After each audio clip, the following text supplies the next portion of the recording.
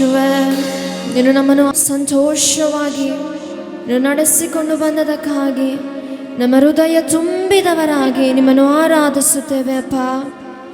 ನಿಮ್ಮನ್ನು ನಾವು ಮಹಿಮೆ ಪಡಿಸುತ್ತೇವೆ ಅಪ್ಪ.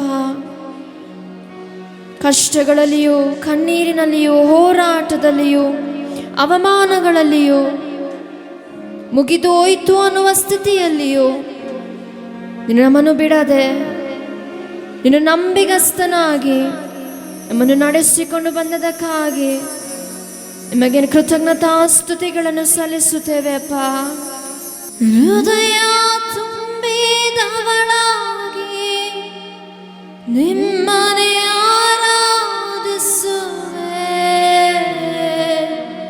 ಉಸಿರಿರುವ ದಿನಗಳೆಲ್ಲ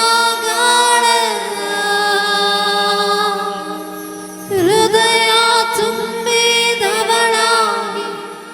ನಿಮ್ಮನೆ ಆರಾಧಿಸುವೆ.